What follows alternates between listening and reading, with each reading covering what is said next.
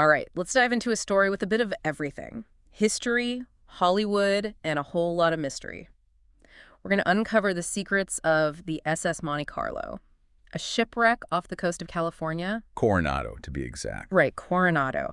And we've got firsthand accounts, historical records. Even family connections to the ship. Buckle up. This one's going to be good. Yeah, this is a really fascinating case, you know. The Monte Carlo, it isn't just a shipwreck. It's like this time capsule Ooh, I like that, a time capsule. of a really specific time in American history. From World War I to, like, the Roaring Twenties and the Great Depression. It's a story of ingenuity, opportunism. And maybe even a little bit of organized crime. Maybe a little bit, yeah. So the Monte Carlo, it actually started its life as a concrete tanker. During World War I? You got it, World War I. A concrete ship. I mean, that sounds a little unusual. It does sound odd now, but think about it. During World War I, steel was in short supply. Oh, that makes sense. Concrete was durable, readily available. They built a ship in Wilmington, North Carolina, Okay. back in 1921. Wow. It served the U.S. Quartermaster Corps as tanker number 1. Okay, so its first job, not very glamorous. Not so much now. So what happened next? Well, a couple years later, the Associated Oil Company of San Francisco, they acquired it, renamed it the McKittrick. Okay. And for almost a decade, it was just, transporting oil along the Pacific coast. Yeah. A respectable career. Right, before its wild side came out. So how did this, this humble oil tanker transform into this infamous gambling ship? Well, that all happened in 1932.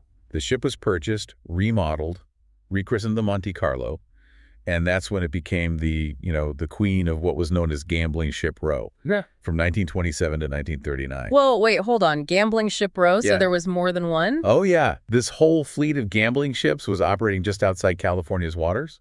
A clever way to, Get around the law. get around the law, exactly. Okay, so what were some of the other ships that were a part of this? Oh, there were some really fascinating characters in this fleet. Oh. The Lux, the Rex, Yeah. the Johanna Smith, Okay. the Rose Isle. I've never heard of any of these. Yeah, they each had, their own backstory and everything. Interesting. But they were a real mix, these ships. Yeah. Former warships, lumber haulers, even a ship that was once used to, transport canned salmon from Alaska. Wow, upcycled. I love it.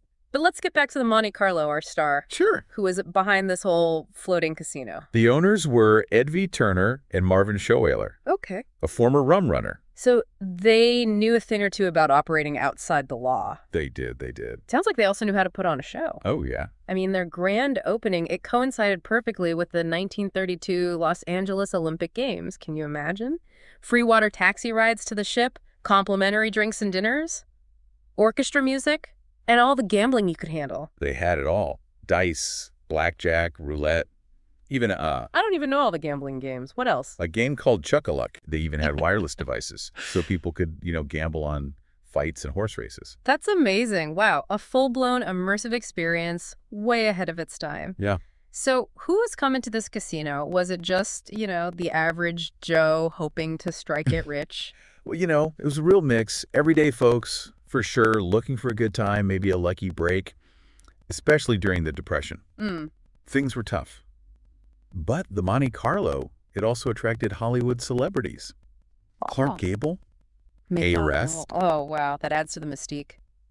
Glamour and money, they always seem to go hand in hand. Right. And let's be honest, where there's glamour and money, usually there's whispers of organized crime. You know it. So did the Monte Carlo have any mob connections? Oh, there's definitely some intriguing links. Tony Cornero, notorious gangster bootlegger. That's okay. He was heavily involved in that whole gambling ship scene. And there's even some speculation about Al Capone, whether he was around Coronado. Really? During that time, Yeah. was Capone involved in the Monte Carlo? It's not clear if he had, a stake in the operation or not. Right. But the Monte Carlo, it was a cash cow. It was reportedly earning something like $3 million a year. Wow. Especially during the Depression, that's a lot of money. It is. So things were going great for the Monte Carlo. It was the place to be, making tons of money. Then what happened? Well, like a lot of stories with, a bit of excess, touch of hubris maybe, the good times couldn't last forever. Oh, no. What happened? December 30th, 1937. Uh-oh. Powerful winter storms swept through the region. I have a bad feeling about this. The Monte Carlo. Only 2 caretakers on board. Oh, no. No match for Mother Nature. So what happened to them? 15-foot swells Oh my gosh. battered the ship, snapping its anchor chains, sending it adrift toward Coronado's South Beach. Imagine that. Those waves crashing against the ship. The caretakers were trapped. Luckily, a Coast Guard cutter spotted them and attempted a rescue. That sounds intense. What happened? It was daring. Yeah. They had to climb down a Jacob's ladder, jump into this tiny skiff amid these huge waves. It's a miracle they survived. Yeah. Imagine those locals during the Depression finding this wreckage strewn across the beach. Oh, I know. Surreal, right? Some saw it as opportunity, though, to scavenge lumber. Oh, of course. Yeah. Particularly prized was this high-quality Oregon fir. It came from the ship's dining room. That's resourceful. So the ship is wrecked, washed ashore, people picking through the debris. But the story doesn't end there. There's a family connection. Right. That adds another layer to this whole thing. There's Stephen Edward Turner, the grandson of Ed Turner, the owner. Stephen visited the wreck site on the 77th anniversary of its demise. its demise, yeah. Yeah. And his family, they had a bit of a mystery of their own. What do you mean? They knew about the connection To the ship. to the ship, but the extent of his involvement, especially with the more entrepreneurial aspects. with the more entrepreneurial aspects, it was all kind of shrouded in secrecy. It wasn't until Ernest Marquez's 2011 book, What's the name of the book? Noir Afloat. Hmm. It delves deep into this history of gambling ships. That's when they started to put the pieces together. So what was it like for the family to uncover these details, like, after all this time? You know, for Stephen, it was rediscovering his family history. He had some family heirlooms, Like what? an old roulette wheel, some dice engraved with Monte Carlo. Wow. And these objects sparked like this quest to learn more about his grandfather. Not just about the ship, but about all of his ventures. Like what kind of ventures? from ranching and slaughterhouses to bottle shops. Yeah. It's amazing how, like these tangible pieces from the past, they can unlock so many stories and unanswered questions. It really is. Sounds like the family is still trying to put together that full picture Oh, yeah. of their grandfather's life and his connection to Monte Carlo. So did Ed Turner still own the ship when it went down? That's a good question. What was the nature of his dealings with this supposed syndicate? These are questions that I'm sure are still intriguing to the family today. Oh, absolutely. I mean, the Monte Carlo story isn't over. It's still revealing itself. Welcome back. Before the break, we were just about to uncover the Monte Carlo's modern-day resurgence. You know, it spent decades as a mostly hidden wreck beneath the sand. Right, almost like it was, blending back into the environment, becoming part of the seabed. Right. But Mother Nature had other plans. So tell us about how the Monte Carlo decided to make a reappearance. Well, in 2016, powerful El Niño storms, they swept through the region. And these storms were strong enough to, reshape the coastline. Wow. And when the waters receded, they revealed the skeletal remains of the Monte Carlo once again. Wow, that must have created quite a buzz. Was it immediately obvious that this was the Monte Carlo? Not exactly. There was some initial confusion about the wreck's identity. Some thought it might be the remains of a Russian cruise ship. A Russian cruise ship? Yeah. The Lubov Orlova. It had been adrift since 2013. Oh, wow. A ghost ship from Russia appearing off the coast of California. It does sound like a Hollywood plot twist, doesn't it? It does. Do we know why people initially thought it was the Russian ship? Well, the Lubov Orlova, it had vanished without a trace, and all sorts of rumors were flying around. Yeah, a maritime mystery. It was. So I suppose people were quick to connect the dots. Understandable. So how did they finally confirm that it was the Monte Carlo and not some phantom Russian vessel? Well, thankfully, we have science to help us separate fact from fiction. Of course. There was a team of researchers featured on the Science Channel documentary What on Earth. Oh, okay. They took on this case. They carefully analyzed the wreckage, compared it to historical records. Okay. Through their investigation, they were able to definitively confirm that this was, in fact, the SS Monte Carlo. So the ghost ship was unmasked. That's fascinating. It's like a real-life episode of a detective show. So is the wreckage still visible today? It depends on the tides Uh-huh. and the weather. Oh, okay. Sometimes the sand covers it up again, Yeah. and sometimes it's exposed for everyone to see. It's almost like the Monte Carlo's playing hide and seek. It is. And that just adds to the allure. Right. Right. For those who are fascinated by shipwrecks. For sure. The Monte Carlo, it's become a popular spot for, curious onlookers, photographers. And treasure hunter? And, of course, treasure hunters. Speaking of treasure hunters, our sources mention this legend of $100,000 in silver coins, still hidden somewhere within the wreckage. Is there any truth to that? Ah, yes, the lost treasure of the Monte Carlo. Right. It's a tale that's captured imaginations for decades, and it's fueled by these first-hand accounts from people who were there right after the ship went down. Like Bud Bernhard, Yeah. who as a kid swam out to the wreck and claimed to have found hundreds of silver dollars. His story is just one of many. Right. I mean, it seems like everyone has a Monte Carlo story. They do. There's Bruce Muirhead, who was tasked with clearing that gambling paraphernalia from the beach for the city of Coronado, and he managed to keep some of the beautiful wood from the ship to build his pigeon coops. That's right. So even in its demise, the Monte Carlo was a source of opportunity for some. What other stories stand out to you? Well, there's Dick Kenny. He got caught up in all the excitement of the shipwreck. Oh, no. He drove his Model A onto the beach to get a closer look Okay. and lost it to the incoming tide. Wait, he lost his car? He did. The allure of the Monte Carlo was strong. And then there's Ralph Mitchell. Now, this is where things get a little audacious. Okay. Mitchell attempted to claim the entire ship under Admiralty law. He tried to claim the entire ship. He did. He argued that it was abandoned property.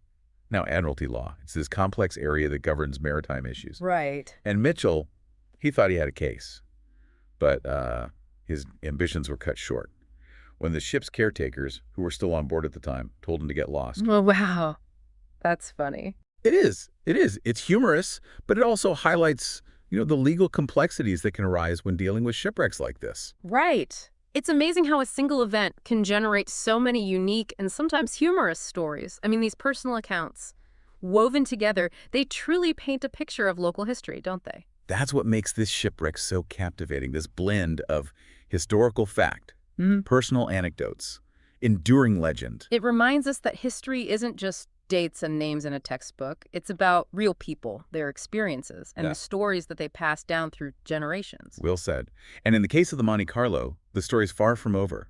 It's a reminder that the past, it's never truly past, and it continues to shape our present and influence our understanding of the world. So even without, definitive proof of buried treasure, the Monte Carlo remains a source of fascination. It does. For those drawn to maritime mysteries and the enduring power of human curiosity. Precisely. Who knows what other secrets and stories this shipwreck holds, just waiting to be revealed by the shifting sands of time. We've really journeyed through time with this one, haven't we? We have. Tracing the Monte Carlo's evolution. I mean, from concrete tanker to, glamorous gambling den to its dramatic sinking. Right. And now it's modern-day rediscovery. It's really something. It is. This single shipwreck has become a symbol. Oof. So many things. It represents this specific moment in American history, right? Right. Showcasing, ingenuity and illicit enterprise. And illicit enterprise, yeah. It's a touchstone for so many personal stories. Yeah. For people who lived through it, Yeah. And for families like Stephen Turner's who are still uncovering their connection to it. Yeah. And it continues to captivate us all, It does. Drawing in the treasure hunters and anyone who's intrigued by a good maritime mystery. Yeah. It's like the Monte Carlo, even in its ruined state, still holds a certain power. It really does. It does. And that speaks to the power of stories, doesn't it? It really does. It isn't just a pile of rusted metal at the bottom of the ocean. Yeah. It's a vessel for countless narratives. Right. And each one just adds another layer of intrigue and mystery. So as we're, wrapping up our deep dive into this. Into the world of the SS Monte Carlo. What's the one takeaway you'd want our listeners to ponder? Ooh, that's a good question. I know. Take your time. I think I would say just the understanding that history is so much more dynamic and multi-layered than we often give it credit for, Yeah. The Monte Carlo is just a perfect example of how a single object or event can hold within it a microcosm of social and economic and personal histories. Yes, exactly, yeah. It reminds us that the past has never truly passed. Never truly passed, exactly. And it continues to shape our present in ways that we may not always realize. And in the case of the Monte Carlo, that past is still revealing itself. Whether it's, through the shifting sands that expose the wreckage or the ongoing research and storytelling that bring its history to life. That's right. And who knows? Maybe someday that $100,000 in silver coins will finally surface. Adding another chapter. Another chapter to this whole saga. But even without that lure of buried treasure, the SS Monte Carlo remains a compelling piece of history. It does. A reminder that the most captivating stories, they often blend fact, legend, and curiosity. and a good dose of human curiosity, yeah. To our listeners, I encourage you to delve deeper into the sources that we've explored today. There's so much out there. There is. From historical archives to personal accounts, just waiting to be discovered. Right. And maybe, just maybe, you'll uncover a piece of the puzzle yourself. it's possible. And add your own voice to this ever-evolving narrative. It's a story that keeps unfolding. It does, and until next time. Until next time. Keep exploring.